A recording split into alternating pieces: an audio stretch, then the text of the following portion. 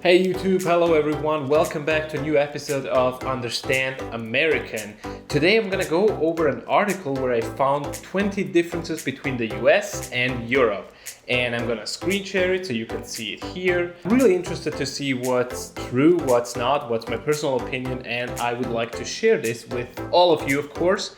And please feel free to let me know what your opinion is on this. Now, two quick things before I go into our video about the 20 differences. Number one, as you can see, I have a new location. I moved finally. I now live in downtown Los Angeles, which is pretty exciting, but the last few weeks have been a little bit crazy. So this is my new location. Welcome home. The other thing, if you're new to this channel, guys, I need your support. I had an amazing last 6 months ever since I started this channel, and it's been a great adventure, and I'm getting more into it. I'm learning more every single day. But please, I need your support. So make sure to subscribe to this channel. Make sure you like this video, share it, and ask questions. Let me know what you think. I really value your opinion. Well, I guess that's it. I'm really excited to see these 20 differences, and yeah, let's see what's true and what's not. All right, you ready? Let's go.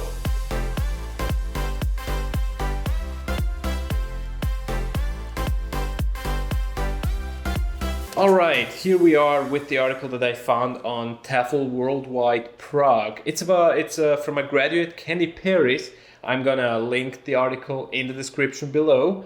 Number one, restaurants, free water, refills, and condiments. Free water? What? Free water? All right, I think the reason for this first article is that free water is a very American thing. You go to a restaurant, before you even order, they most likely will bring you water, or you can ask even before you take a seat, oh, bring some water. It's usually comes with ice. Yeah, that was very, very new when I came to the US. Water is like the first thing, and it's free, and it's tap water and consistent. The same with refills, that's right, in the US, especially on sodas, right? You get free refills. We don't have that in Europe. So you go and ask for water, they most likely will bring you a fancy sparkling water in a glass bottle that costs $5. You can though ask for free water. They have tap water. You have to specify, I want tap water, and most likely they will bring you, and that's gonna be free. Same with refills. There are no free refills, at least Germany, Switzerland, and Italy were the countries that I know the most. Please feel free to let me know if there is certain things in other countries in Europe. Now, he is more precisely talking about Prague, which is in the Czech Republic. So I don't know how it is over there. Number two, pay for public bathrooms. Yeah, very, very obvious thing that in Europe, most of the places I've been and I've visited, you pay for public toilets. And usually it's coins, right? It's 50 cents in euros. It's maybe 1 Swiss franc in Switzerland. Or 50 cents. It depends if you have to do number one or number two. So there are differences in prices there as well. But yeah, it is a thing. Usually you go to a public toilet, you pay for it. But you can also expect it to be pretty clean and nice. So that's a good thing, I guess. Number three, Kenny says, no leashes on dogs. Now he's talking about Prague, and I can see that. Italy, yeah, a little bit. Germany and Switzerland, not so much. I've always seen dogs on the leash. It's pretty much it. I think it's probably even a law from what I know and what I remember. Number four, dogs allowed everywhere. I don't know. I'm not so sure about it. Again, Switzerland, from what I remember, it's 50-50. You know, there are places where they were welcome and other places not so much. But guys, come to California and you'll understand what a great life dog can have. All right, guys. Here is Jameson. Hey, Pupper. You want to say hi? Look at him. How is your life in California? Are you good? I think he's enjoying it. So this is Jameson, by the way. He's a little old and a little blind, but all good. Good life? No leash, right? Nah. Thank you, buddy. Number five, drinking age. Yes, in the US you have a drinking age of 21. In Europe, most likely 18. In Switzerland, we have even 16 for beer and wine.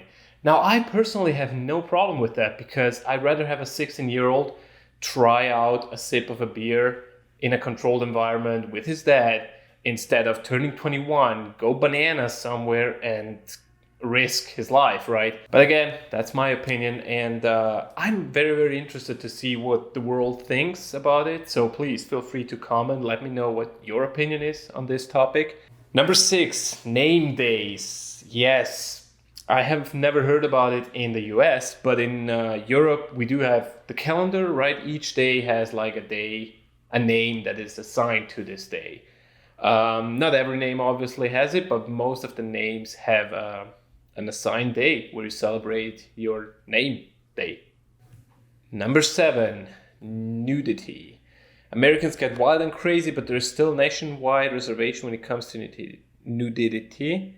I can't say that word. Nudity. Nudity? I'm nude. Nudity. Probably. I think there's a little bit of a misunderstanding. Americans think that Europeans are a little bit more wild and crazy and all these things. And we Europeans think that Americans are wilder and crazy, especially when they come to Europe and they can do all these crazy things at 18, which makes me think that Europe is actually crazy because US people come to Europe to be crazy. Does that make sense? Anyway, I don't think that's a general thing. Yes, maybe we are a little less, maybe we're a little bit more open. It's less of a problem getting naked. It's nude beaches are normal. I don't see what the issue is with it. But again, I don't know. I've never seen one in the US. I don't really know how it is.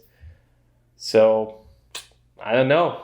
Number 8, free education. Yes, from what I know, I think most of European countries, education is free. And if not free completely, it's not as expensive as it is here. I recently had this conversation with a friend about education and how much the government should have an impact on the educational system. I don't know. Yes, our education is pretty much free, university and college, it's a little fee that you pay, but not tuition like here. And honestly, my personal opinion, I don't think education should be that expensive. It should be more affordable. Yes, give student loans, but don't have 12, 13, 14% interest rates. On the other side, yes, a lot of people just go to a college because they don't know what to do with their life, right? So, it's always this back and forth. I think, yes, make it cheaper. It doesn't have to be completely free. Make it affordable. Make people that are really interested in studying something, give them some advantage, right? Number 9, paying for grocery bags. But this isn't the water bring a reusable bag. Well, yeah, we pay for grocery bags. Usually it's like 10 cents, but don't you pay in the US as well? From what I remember? I'm not sure. Number 10, use of British English. Vacation or holiday, college or university, flat or apartment. Yes, I think it's true. Most of the European countries, they study the British version of English, so that when they come to the US, they might not understand certain things. Most of it is because our teachers actually most likely studied in England, right? Because it's very close. And I guess that's the main reason. Number 11, don't rush you or bother you in restaurants. Yes, the waiter. They don't rush you. They don't bother you consistently. It's you sit down. Whenever you're ready to order, you can call them. They'll come by. They ask you if you're doing okay. It's not like every 2 minutes somebody comes by and asks if you're still fine, if you're good. And the moment you finish your plate, they bring you a check. That's insane to me. Like, that's one of my pet peeves. I'm like, if I want to sit here and enjoy a conversation and have a coffee, and maybe I want to order some ice cream, but maybe I want to order in like 30 minutes, right? So that's something that personally really drives me crazy. And that's not so much in Europe. You ask for the check, right? When you're ready to leave and pay. Number 12, portable credit card machine in restaurants. Yes, that's a very, very common thing. The first time I came here and I said I would like to pay with my credit card, and they took my credit card, and I was like, wait a second, where are you going with that? What's happening here? Scam. And then I obviously learned that they go back, they swipe it, and the receipt comes out. Yes, in Europe, they bring that little machine to your table, so you get to touch your credit card only. You put it in there, you put your PIN or your signature, whatever. But yeah, credit card most likely won't leave your table. If it does, little sketchy. Number 13 has to do with payment. Paying with cash, most places. Yes, I agree. Most of the European countries actually are still very cash heavy, meaning that you don't pay with a credit card very much. So, yeah, it's the opposite from the US. Number 14, tip and tax. I love the United States, but tips and taxes are insane. Like, you just don't get to pay what you think you have to pay for things. Does that make sense? You go to a restaurant and you see certain prices, and then there is tax and tips, and you're like, wait, I thought I would eat for $80 and I've been eating for 120 technically. Yeah, it does annoy me a little bit. The tipping in the US is like, just do it, no matter how good the service is. If it's really, really good, you give them a crazy amount of tip. And if it's bad, you still give them 15%. And I don't understand that. A tip is a reward for a service. We tip 10 to 15, 20% if the service is good. If not, you're allowed to just don't tip. And I know they say, oh, you can do that in the US.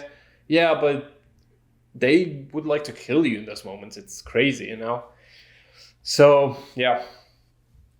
Number 15, some places have no AC. That's also a very American thing that I learned. Everyone uses the AC like consistently throughout the day. It's crazy. In Europe, we don't have that much. And we do have countries where it gets pretty hot, you know, Spain, south of France, Italy, Greece, all the southeast part of Europe. But the AC, like, it's running in the US, it's crazy. Most of the people I know here, they use the AC, they live with the AC, they sleep with the AC. And I wake up after 3 years of sleeping with the AC and I'm still like stuffed in the morning because I'm still not so used to it. But I guess, yeah, in Europe, don't expect it to have an AC. Most likely won't. Number 16, so many coins. Yep. Because obviously we are very cash heavy, there is a lot of coins. Don't underestimate the coins, because if you go to Switzerland, for example, there is like a 5 franc coin, which is like a $5 bill. There's 2 franc, 1 franc. You can have a bunch of coin and have like $40 in your hand, right? Number 17, maternity leave.